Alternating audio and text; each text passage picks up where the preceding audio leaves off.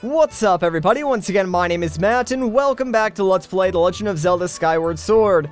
In the last episode, we returned to Skyloft from the surface so we could place the Ruby Stone tablet into the altar inside the statue of the goddess, and that's why we have that giant red beacon in the background. It's leading us to the next major area of the surface. But before we leave the sky, we did find out that a mother here has lost her child. And I don't know about you guys, but I can't bear the thought of something bad happening to that poor little girl. So we're gonna be the true hero that we actually are and try to find her. So first things first, we need to get some information, and we're not gonna get that here in Skyloft. So let's make our way back over to Pumpkin Landing and check out the lumpy pumpkin. You know what? Let me actually use my beacon to point out where exactly that is. That way you guys have a better idea of where exactly we're flying to. Now, yes, we did travel to Pumpkin Landing in the last episode because that's where we got our very first goddess chest, you know, the one with the adventure pouch. But we're gonna go there again and talk to one very important NPC. There also was like a second goddess chest that was there that contained a golden rupee, which is worth 300 rupees, and I did not pick that up because it wouldn't have fit in our wallet at the time. But we did get that wallet upgrade, so now we can hold up to 600 rupees, so I see no reason why we shouldn't try and pick up that golden rupee this time. All I gotta do is make sure I land on the roof of the lumpy pumpkin, and we should be fine. So we're coming in a little hot here, but I think I can still make this. Yeah, there we go. Nice, that was perfect. So let's open up this chest then and get ourselves that nice, large, golden rupee, baby. There we go. Sweet. Okay, so now that we got that, what do you say we actually make our way inside the lumpy pumpkin for once, considering we've been here about like 3 times and still have yet to actually go inside the building. But I guess this is the first reason for us to actually go inside here. Now, I know what you guys are probably thinking. Matt, there's a heart container on top of that chandelier. Don't worry, guys, I know about it, but that is the heart container that if I do collect, it will kick off a very long side quest. So we're gonna ignore that one for now, and we'll come back for it a little bit later on. The only reason I'm here now is because I want to talk to this old man with the speech bubble above him. So, what's up, dude? You have that gullible look that says you might take an old man's rambling seriously. So tell me, do you believe in the Skyloft Monster? I shouldn't even call it a monster. It's a demon, I tell ya! But no one can say for sure because no one's seen it and lived to tell the tale. Huh? You want to know how come I'm telling the tale if nobody who's seen it is left alive, is that it? Well, you do bring up a good point. Yeah, well, I saw it, but I was able to escape by the seat of my pants. I was saved by my cat-like reflexes, I tell ya. Any regular person wouldn't have lived long enough to scream. Anyway, I saw the thing, I tell ya. There's a great big tree in the cemetery. I walked by that tree in the middle of the night and I saw it hit the gravestone nearest the tree, and the gravestone lit up. It pushed the gravestone, and the door to the storage shed opened up all by itself.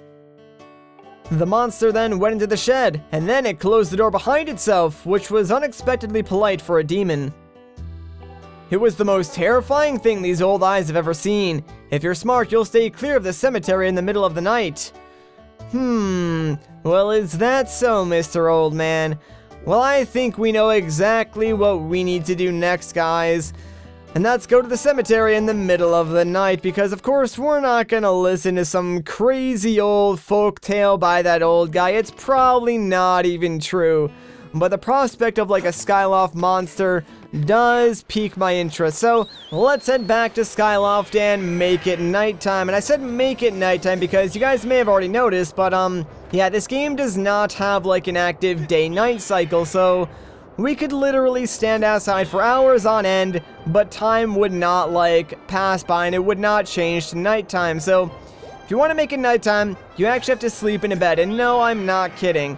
Like, I would have liked this game to have a day-night cycle because I love, like, just watching time pass in games. Like, it's really neat to me for whatever reason.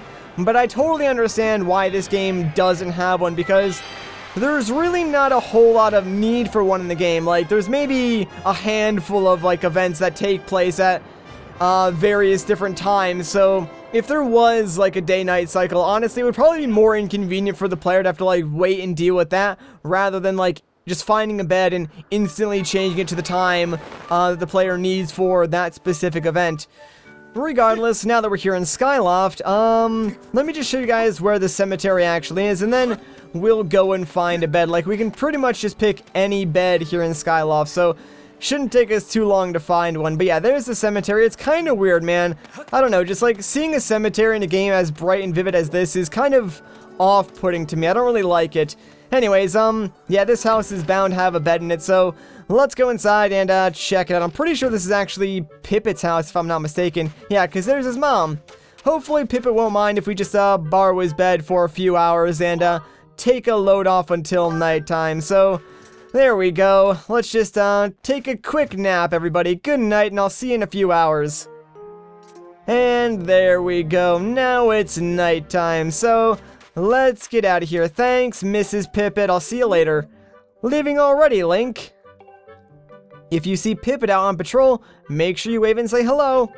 Yeah, obviously, since, like, Pippet is a graduate of the Knights Academy, and he's a full-fledged knight, his, nightly duties are, like, patrolling around Skyloft, so we will eventually, like, see him as we're searching around Skyloft at night, and we could talk to him, but, there's really no reason to do that, so instead, let's head over to the cemetery and, hit that gravestone nearest the tree, like that crazy old man said. Let's give it a shot.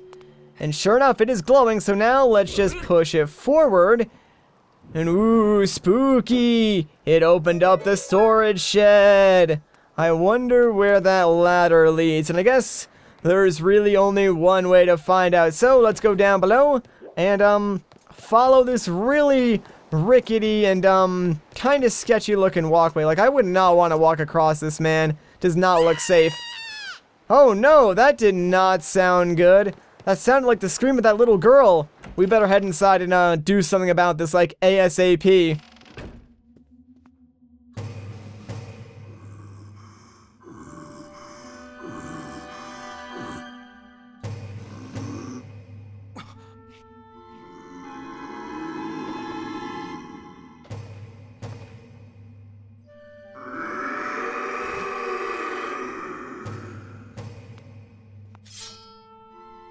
Holy crap, the old man was right. There actually is a demon here in Skyloft. What the heck? We gotta take this thing out. Stop, please. I beg of you. Don't hurt me. Oh, goodness. I know how bad this must look to you right now, but I assure you, I mean no harm. We were just playing the Scream as Loud as You Can game. Isn't that a fun game? Oh, dear. Perhaps an explanation is in order. My name is Batreaux, and I'm a monster who resides here in this humble dwelling below Skyloft. But please allow me to correct one popular misconception. While I'm certainly a monster, I wouldn't dream of terrorizing the people of this town. You see, this adorable little girl is the only one who didn't let loose a blood-curdling scream at the sight of me. Since she began to visit me here, I've felt positively jubilant. You see, my heart only wishes to become friends with the lovely people of Skyloft. But as you can surely imagine, it has proven quite difficult to break the ice when they're struck with paralyzing fear at the mere sight of me. I assure you, nothing would fill my heart with joy more than to be friends with the fine people of this town. But as soon as I try to approach any of them and extend my claw in friendship, they run and scream as though they've seen a walking nightmare. Oh right, silly me, I've gotten ahead of myself. You see, there's an old tale among my monstrous kin that goes as follows. It seems that when humans make other humans happy, the happy humans produce a substance known as gratitude crystal. Gratitude crystals are quite amazing. Just looking at them and knowing that there was such gratitude in the world could turn me from a monster into a human. Oh goodness, nothing would delight me more than to become a human. From the moment I laid my regrettably demonic eyes on you, I could tell you had a gentle and generous heart. Won't you please gather gratitude crystals and show them to me? Okay. Truly, you'll help me. I've heard that you can obtain pure gratitude crystals by helping people solve their troubles. They can also be merely lying about here in Skyloft, or elsewhere among the clouds, anywhere you find people. I'm sure someone with a heart as pure and genuine as yours will be able to see them. Please solve some troubles and gather me all the gratitude crystals you can find. Any help you can provide will be dearly appreciated. I promise your assistance will not go unrewarded. Alright, well that was not what I was expecting. There's actually a monster here in Skyloft. Let's make sure the little girl is actually okay though. He's not a bad man. He saved me one time when I almost fell over the edge, and he lets me come here and scream as loud as I want. Anyway, he said it was dangerous to go out alone at night, so I'll just hang out here for a while. Tell my mom I'll come home in the morning. Alright, well I guess she's fine, and the, demonic monster guy seems nice enough, so I guess we're done here for now? Like, it's still kind of weird that there is a demonic monster just, like, living right under Skyloft, and he wants to be friends with the rest of the Skyloftians. But whatever, man, I've seen crazier stuff in the past, so we're just gonna roll with it.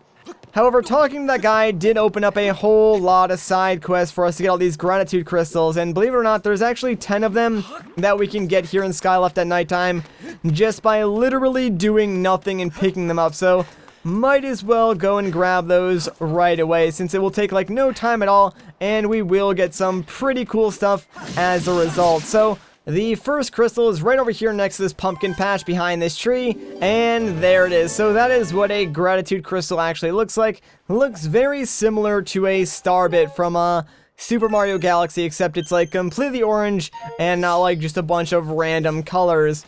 Now, there are 80 total gratitude crystals in the entire game. All of them are required for 100% completion, so I will be getting every single one of them. Oh yeah, by the way, Skyloft at night is kind of annoying because there's a bunch of these, like, weird stray rabbit cats and, like, bats and other stuff like that that all really just want to attack you, so you do need to be on your guard. It's not nearly as peaceful as it is during the daytime. But yeah, so I actually do like the gratitude crystals in this game because they definitely make like some of the side quests more appealing, knowing that like you're doing this for some greater reward, because there are a lot of quests in this game that like you probably wouldn't want to do unless like you were getting some amazing reward for doing so. And thankfully the gratitude crystals like do give you that opportunity, since every time you bring like a certain amount to Batreaux, he gives you like a pretty unique reward. It's not like every set amount, it's just like the first 5 you get something, and then I think like if you bring him 10 you get something, and then it just sort of like goes up from there. So they're like set amounts, but it's not like every 5 gratitude crystals. So since I am planning on getting like the first 10, we will be getting like 2 rewards when we go and turn these in. But yeah, make sure you just like go and visit him every now and again as you collect more and more gratitude crystals. And like every milestone that you reach, you'll get something pretty awesome from him. Anyways though, yeah, this one does require the use of the beetle, because that one is just like chilling out on the rafters inside the sparring hall. Not really sure like how these things even got here, but you know what? I'm not gonna ask questions. I'm just gonna do what I'm told and collect all these crystals. So I think like the next closest crystals would be the ones inside of the Knights Academy, so I suppose we should go and grab those ones next. And yeah, we need to use the entrance on the upper floor, because at nighttime the door on the bottom floor is actually locked. Like the crazy lady inside the kitchen locks the door at night for whatever reason, but she leaves this one unlocked so we can actually get back inside. I mean, that works for me because the next gratitude crystal just happens to be next to this potted plant. So there we go, got ourselves our 4th crystal, I believe. Let me actually make sure. Yeah, there we go, number 4, sweet, not bad. Only one more, and we could actually get our first reward from Batreaux. But of course, we're gonna wait until we get all 10, and our 5th one is actually gonna be inside of Link's room here in the Academy, so let's open up this door and go back in here. Like, it's been a while since we've been in freaking Link's room. But yep, right on top of our desk is another gratitude crystal.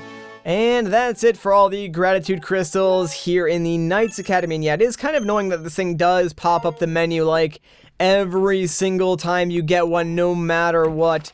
Like, I did learn that the game only pops up the menu after you reset like your save file for collecting bugs and other stuff like that. So that's why it did pop up so frequently in like the beginning of this LP, because usually like when I first start recording a new LP, I make sure there's like a significant time gap like in between each episode. Like I'll usually only record one episode a day, and then as I get more and more comfortable with the game and like how I'm recording it, I'll record like more episodes per recording session, just because I know that once I'm used to the game and sort of how I'm commentating it and stuff like that, I'll be able to produce more videos in one sitting that are all going to be like around the same quality, instead of having to worry about like, you know, losing track of like what I actually want the project to be when I first started out, if that sort of like makes any sense.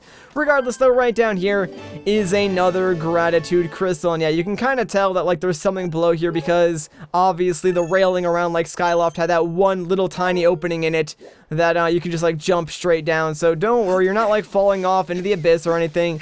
There is a platform right there to catch your fall. Alright, so now that we got that, I believe there's a house nearby that we can actually go inside and get ourselves another gratitude crystal. So I'm pretty sure it's this one. Let's hope that I'm right. There should be like a brother and sister in here. Yeah, there they are. And there is the gratitude crystal. These two NPCs are pretty important for something later on, so we will be coming back here. But for now, we're just going to grab this crystal and move on. Sweet, only 3 more to go. One of them is actually pretty close by, but the other 2 are, you know, behind the waterfall, like back where Groose hit our loft wing, so kind of far away, but still just as easy to collect. So we are making pretty good time, which is awesome, because, I don't know what it is, like for the past week or so, while recording Skyward Sword, like my voice is just randomly given out in like one area or another. Like I try to cover it up as much as I can with like editing and you know, dubbing over certain stuff like after I record the video, so you guys probably haven't noticed it like as much, but I've definitely noticed it, and it's making these videos a lot more annoying to record, just because normally my voice only gives out after recording several videos at a time, whereas now it's like I'm struggling to get through one entire video without my voice just like not working correctly. So I'm not really sure what's going on, because I'm definitely not sick. Like the only thing I can think of is